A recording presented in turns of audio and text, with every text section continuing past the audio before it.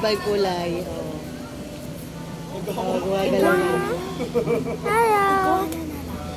Ang hawak ng snake. Picture kayo, ma'am, sir. Snake po, iguana.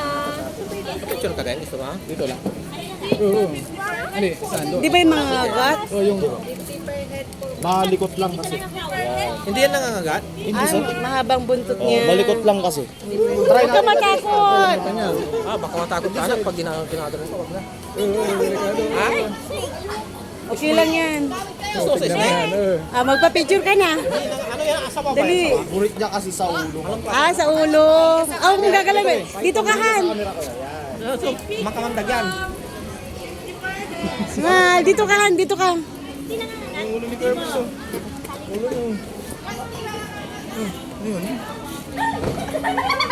In case na makagat, may ano kayo dito? May anti-venom.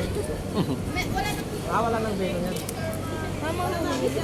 Mabigat ba, be? Pag sa ulo, hindi siya malikot. Umispirit ka. Smile. Video ko hanggang sa buntot niya. O, yung haba ng buntot niya. Straight ka nga, be. Straight yung ulo. Walay bunker to las eh.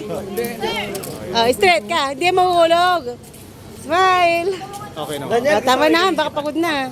Kadambi, baka... Picture kayo, ma'am, sir. 50 per head lang po. Ay, ayan, oh. Picture ka daw. Hawakan, bebe.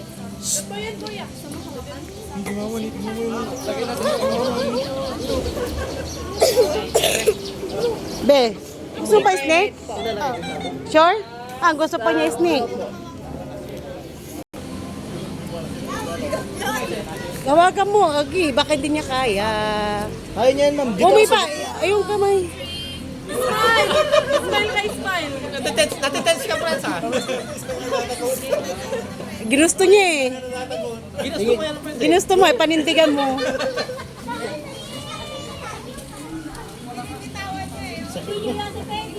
Oo, naka-video. Magkaiyak, friends, ha? Pero pag snake sa bahay natin, huwag mo hawakan ha.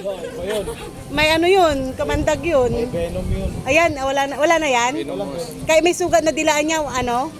Bakit may sugat siya? Hindi, tinatanong ko lang. Tingin ka sa camera, Bi, huwag ka matatakot.